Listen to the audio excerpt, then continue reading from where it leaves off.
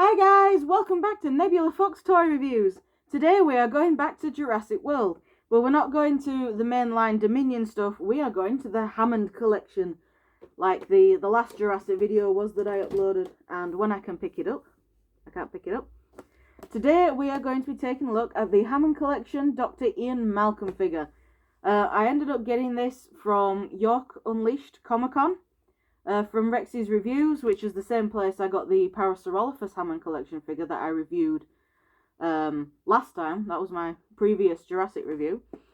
So, yeah, today we are reviewing Dr. Ian Malcolm, the chaotician that starred predominantly in Jurassic Park and The Lost World, but also made a return for Fallen Kingdom and Dominion.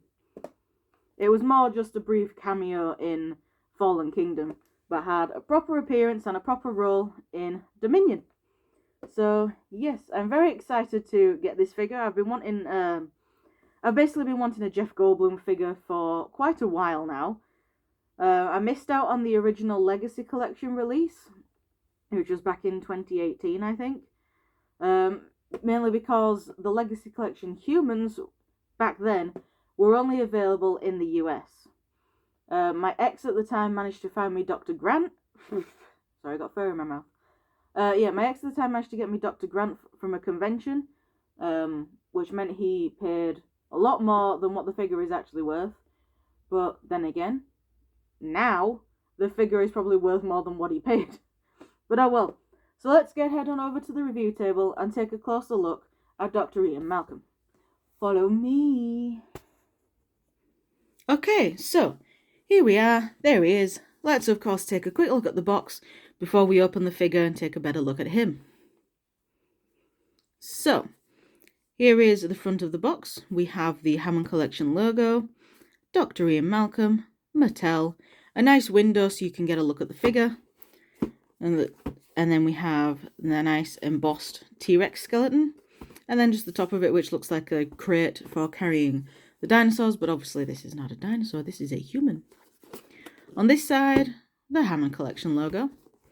On this side, we have a nice picture of the figure with the Jurassic Park logo, because this is, of course, Dr. Malcolm as we see him in Jurassic Park.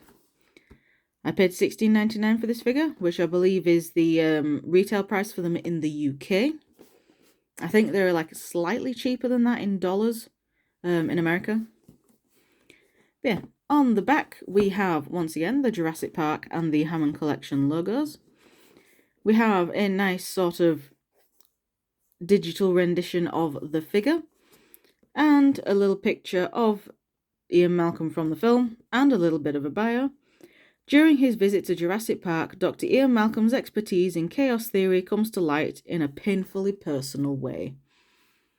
Because the T-Rex breaks out and it's just like, well, there it is. So, yep, on the bottom of the box, words and things and sad onions and E.T. No sad onions, actually. Just basically don't eat anything, and also E.T.'s flying away. So, let's open the figure. I'm not too bothered about destroying this box because I don't keep the boxes of my Hammond collection, or any of my Jurassic figures, actually.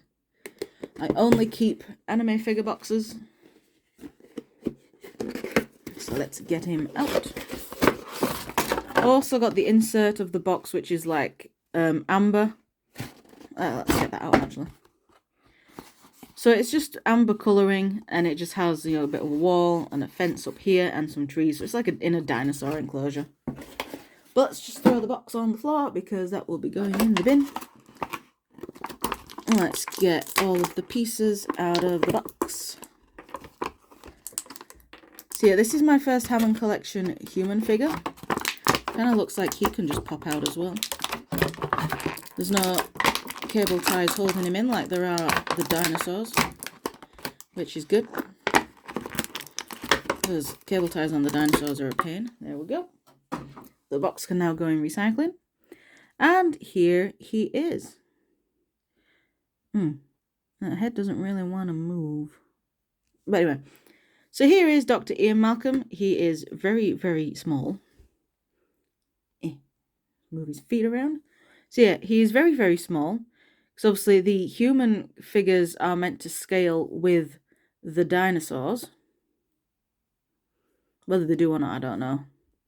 But yeah, the human figures are meant to scale with the dinosaurs. So these are about the same size as the basic human figures you get from the main Jurassic line. They've just got more articulation and slightly better sculpt. So here we have the face sculpt for Dr. Malcolm. It's kind of... the glasses are what makes the face sculpt Because otherwise, it looks okay. You know, for a figure this small, it looks okay. But the glasses just sort of make it look meh. So he's got his nice big coat on, which in figure form, it honestly looks like a big puffy coat. But we can open the coat up and we'll see his shirt underneath and his belt and his little necklace. I've just realised how echoey this corner is. I apologise if you hear any echo. So he's got his necklace on, and then we come down to the very black trousers. He basically is just a very black figure. So I apologise if the camera does not pick the detailing up perfectly. Yeah, and then his black shoes. He does have the writing on the inside of the leg. Oh, no, this way up. That way is the right way up. So we've got, credit to Mattel. Does he have anything written on the other side of the leg? On his other leg? He does. So on this side, he's got the Universal Studios and Amblin stuff, basically. For articulation, the head, I believe, is on a ball joint. I don't know. But he can look left and right, at least. Sort of. I think the coat is getting in the way. The arms can move out, so he can T-pose. They can do a full 360. It's a single hinged elbow that can get about just over 90 degrees of bend. The wrists are on swivel hinges, so you can move the hand around. And also, like I said, on the hinge, so you can do stuff like that. For his leg, is there any waist swivel actually? There is a waist swivel, a slight one, not much of one. For the legs, they can go all the way forward. Flat, they can go that far back, but if you sort of do it out, so he's doing the splits, they can go all the way back. For the splits, he can do full splits. He has a double jointed knee, so he can kick himself in the ass. And then his feet are on swivel hinges as well, I believe, so they can rotate around and also move forward and back. I don't believe there's no ankle tilt, but well. For his accessories, he comes with spare arms, so I believe you can just pull these arms off that he's got on at the moment. Yep, the arms can just come off. There we go. So those are his coat arms, which means you can also then take his coat off. And then you can just pop the new arms in to the pegs. Here we go. And there we have it. And then just bend the elbow, because I just want to basically loosen all the joints to make sure they're not stuck.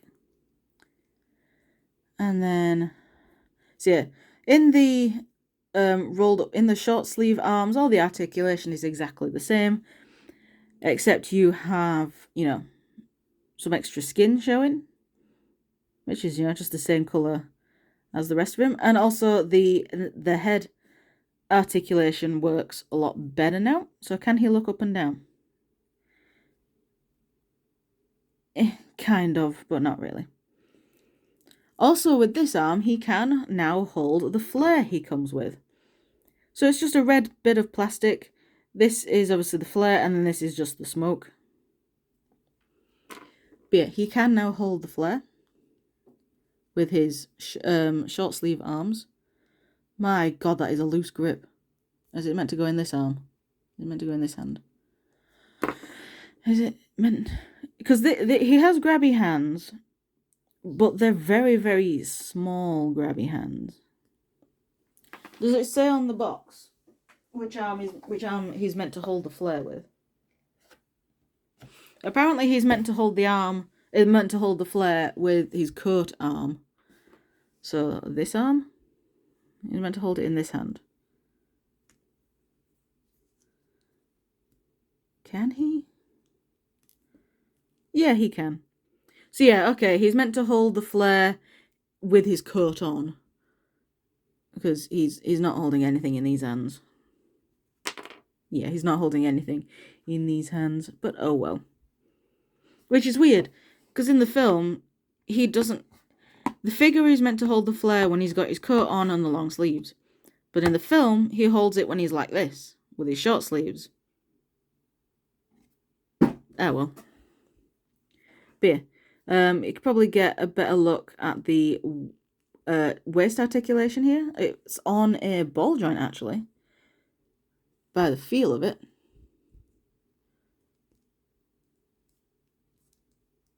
So yeah, so he can sort of lean forward and back as well, and side to side. So yeah, it's on like a ball joint sort of thing. But yeah. That is Hammond Collection Ian Malcolm. I do have one of the dinosaurs to hand. So let me go and quickly grab that. Alright, I am back. So I grabbed the Hammond Collection Parasaurolophus because it's still out from when I reviewed it all those weeks ago. So that is how the humans scale with the Parasaurolophus, at least. And I also, for the sake of comparisons, grabbed one of the Amber Collection Velociraptors. I grabbed Echo, who is the latest addition to the Amber Collection set. And yeah, obviously they do not scale at all. The Amber Collection was its own scale. But, you know, these are still very nice figures. Let's just put Echo off to the side. So, yeah, that's all I can really say about Ian Malcolm. There isn't really a lot more I can say about him. So, thank you very much for watching, guys, and I shall see you all in the next video, whatever that'll be. Bye!